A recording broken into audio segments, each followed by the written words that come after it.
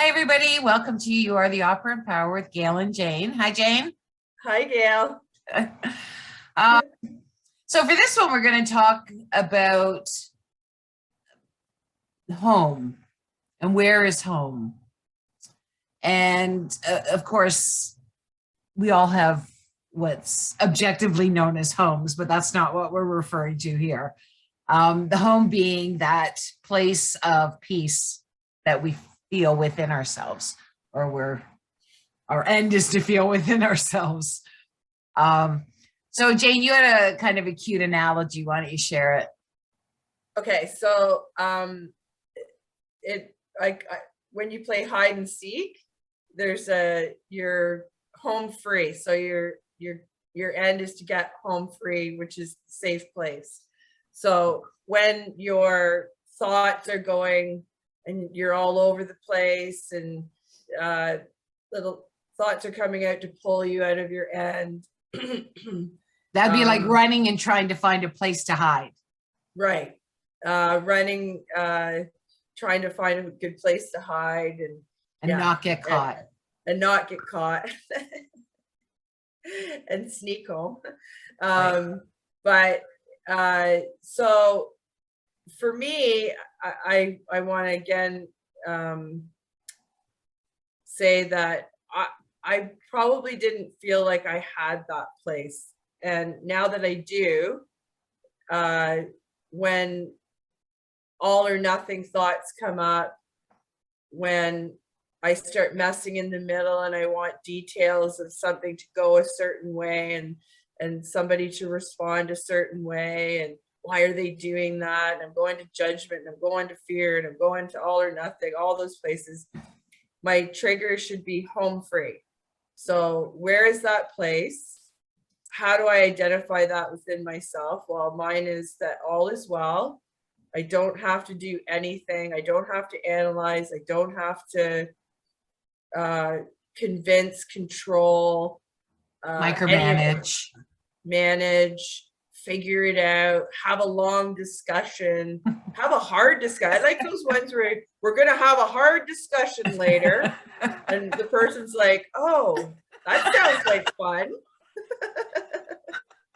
And let me tell you, I have eliminated a lot of those hard discussions, whether they come up on their own or whether I've intentionally, I was having those thoughts the other day. I think we need to talk. Yeah, I need to have a serious discussion. Yeah. So home free, and it actually, I'm going to use it this week for myself. Yeah, I think that's great. Yeah.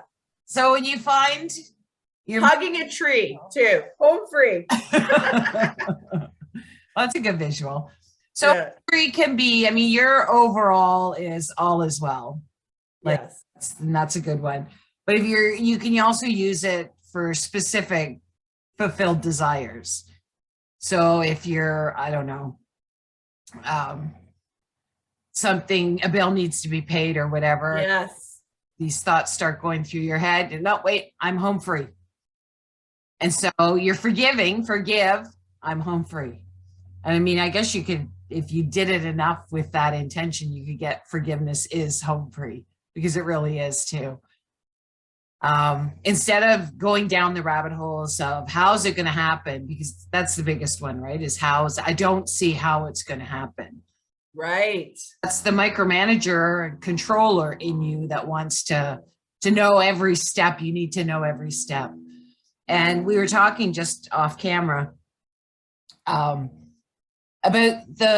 and I think we've got a video about messing in the middle. Yes. And when we mess in the middle, we create new ends. Yes. So if you're doing something like, if you're going to be, making changes to your house and you're going to do construction on it, and I see this part, I see the kitchen done, and then the kitchen gets done. Well, that's your end.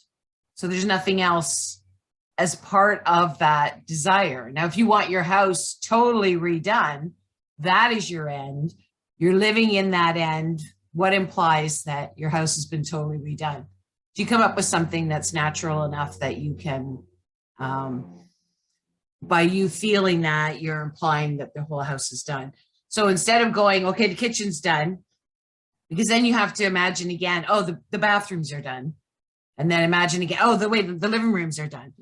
And what happens is you can start really messing things up because you're interfering with every one of those individual things where you could be at your very end of the house is totally done and there would be a smooth flow if you allow. Yes.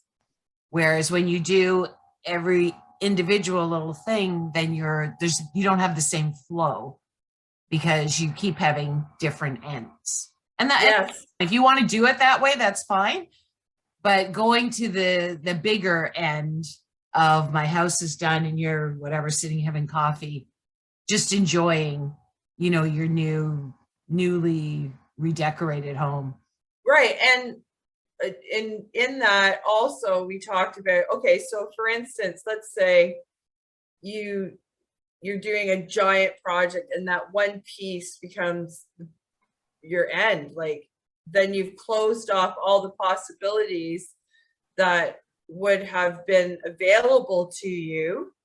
Right. If And you get like attracting a 2-for-1, like some extra other, wood right, or something. some other idea, some other Yeah. person, some other circumstance. So for me, I almost feel like I want to just be not beyond the end, but what would it be like? Beyond the end, you're enjoying it. It's all done. I'm sitting You're having my enjoying coffee, everything's done. I have faith that everything will fall. So when that little individual thing starts to be disruptive somehow, I can go to that place, go, well, it's all going to work out because it's already done. So you're home free. You go home free. Exactly. So then that actually opens the opportunities where the other way you're closing down all opportunities. You're limited. You're limited within the scope of what it is that you're focused on. And limiting the people that are showing up. Potentially. So yeah. So maybe Absolutely. that person that showed up had 15 different ideas, and because you're so set on that one idea, you've closed off 14 ideas in their head, and they're going to respond to you how you are treating them, I guess. Well, what you're thinking. You're already focused on that yourself, so they're only going to be focused on that. Right. Whereas when you're sitting having your coffee at the end, you're like, oh, I love this house. Like you're focused on what you want. It's beautiful. Everything's really worked out well. It was so smooth. You have those kinds of, as part of your end, that's implying your end is done. And so those things can flow. So you could say an expansive versus contracted approach. Yeah. Like if you're only doing your kitchen, then that's your end. You have your coffee in your kitchen.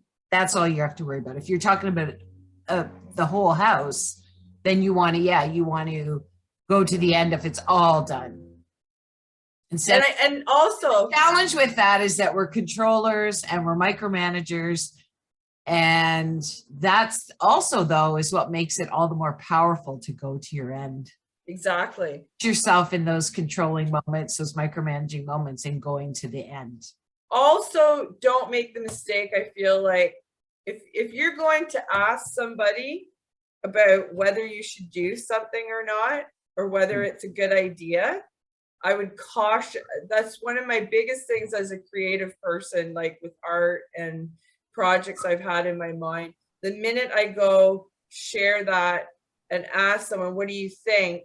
They're going to present you usually with limitations. Your own fears and limitations. My own fears, my limitations, and contracted versions rather than expansive. And I would ask you, why would you?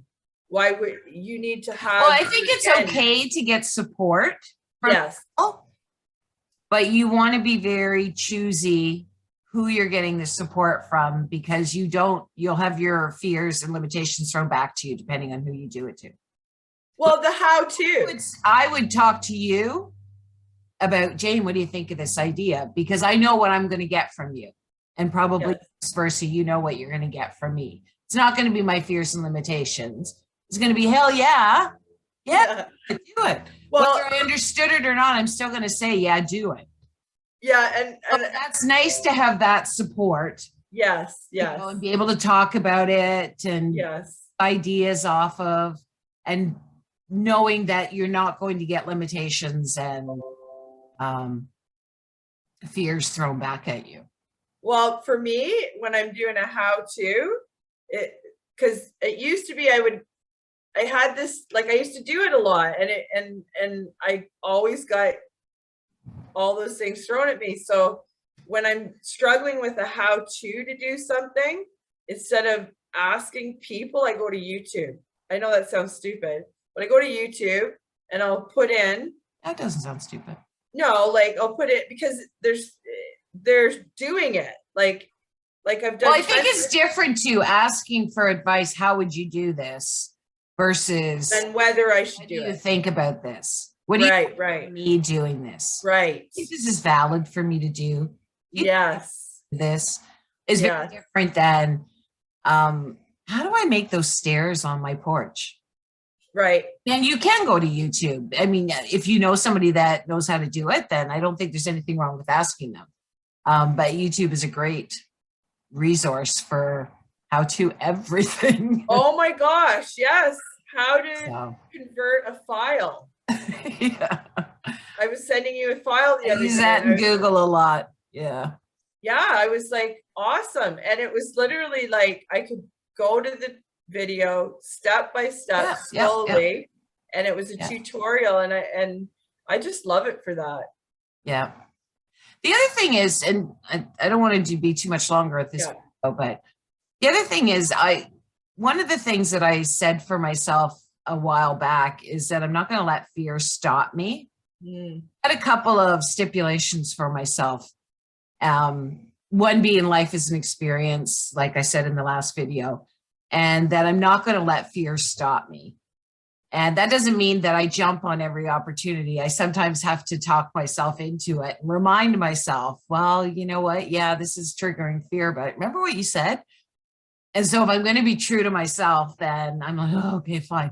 And even doing these videos, I mean, how long we hemmed and hawed for quite a while. Well, probably I hemmed and hawed for quite a while before doing these. And then I just got to the point where, yeah, just do it. Like, yeah, it's just an experience. yes, yes, And we've actually learned a lot, yes, grown a lot in doing it, become a lot more comfortable in, you know, talking and being on video and stuff like that. and it's a good home. That you maybe felt uncomfortable with. It's like your home. Like you're like part of my home, like thinking, like the way I think, like you're reflecting back to me those things that I'm learning, and you know, not everybody can reflect that back, and it's really helpful. It's helpful for me because even the thought of making a video reminds me to stay in my end. Right. Yeah, like you can't talk about it if you're not doing it. And we're not saying we're perfect by any. Oh no, but there's, yeah. It's a work in progress, and yes, it does to some extent hold us accountable. From an integrity perspective, anyways, it holds us accountable. At least me, Yeah. To like, you can't talk about this if you've not experienced it. Yeah. One of the things I think we talked about at the beginning, I'm like, I'm not comfortable talking about something if I haven't experienced.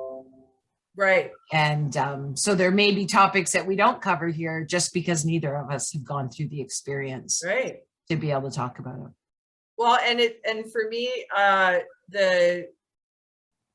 the amount of thoughts, like, I don't know, it's different with everybody, but I imagine most people have a lot of thoughts. So when you're first doing the work, there's a lot. So it's nice to have sort of, you're more like, I would say, like, you're like that, looking through the desert and seeing the water, like you're looking for water, you're looking for that. You're looking for some reflective back that isn't all your self-doubt and all the stuff that, you don't want reflected back. It's nice to have some of the good stuff, right? And there's been weeks where I literally have pulled myself out of states to record because I'm going down the rabbit hole and not having faith and not being convicted and judging like crazy and having that stuff show up. So as that, I mean, we all run into it. We're all on the same journey. We're in different places, but we're all on the same journey. And yes. So you can understand it. And remember to, you don't feel sorry for you, but no, but also remember to come home.